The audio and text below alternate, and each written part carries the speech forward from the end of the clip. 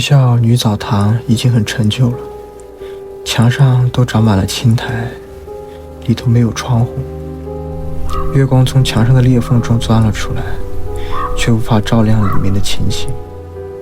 再加上厕所的水滴声，仿佛有什么可怕的事情要发生。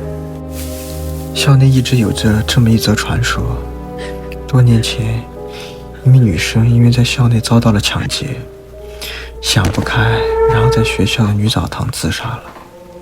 当时被发现时，已经断气多时，舌头伸得长长的，手脚僵硬，头发也是非常凌乱，死得十分恐怖。据说校方为了避免恐慌，把这件事情封锁了起来，所以不是很多人知道这件事情。不久后，一群大一新生就开始了军训。其中一位叫做小青的同学有着严重的洁癖，坐在晚餐的桌子上，他根本无法忍受自己身上的臭汗味，恨不得马上可以去冲一个澡。但是军训的女生又太多了，怎么样才可以捷足先登呢？于是小青想了想，就故意大声地对同学们说：我告诉你们，我们的女澡堂曾经有人自杀过。这句话就像深水炸弹一样，把同学们吓得安静了下来，认真地听着小青的话。见状，小青心中更加得意了。你们知道阿美吗？她转笑了，坦白地说，阿美是见到了那些东西。阿美在厕所里看见马桶流了很多的血，又听见厕所传来婴儿的哭声，结果阿美就生病了几天，马上就转校了。听到这个故事，大家吓得花容失色。小青看到这个场景，显得更加得意忘形了。坦白地说，其实我也见过他，每天晚上8点左右，那个东西就会出现。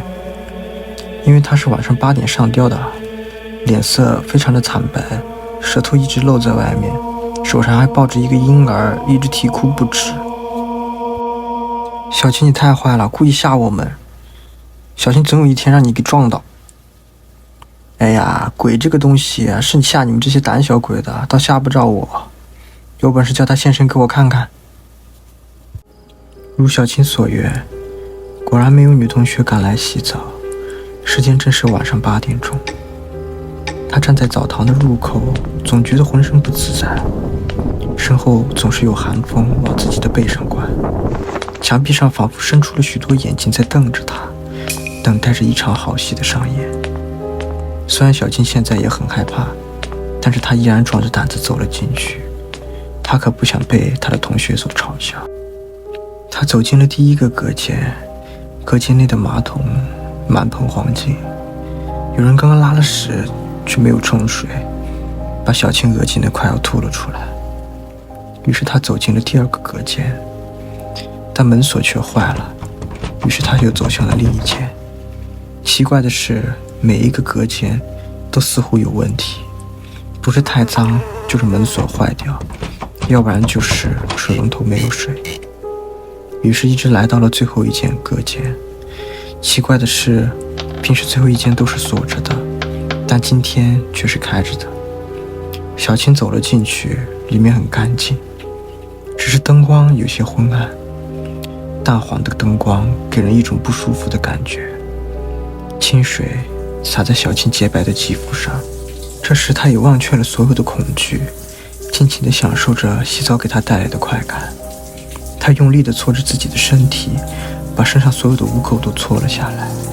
突然，地上的水都变成了红色，一股血腥味儿钻进了小青的鼻孔里。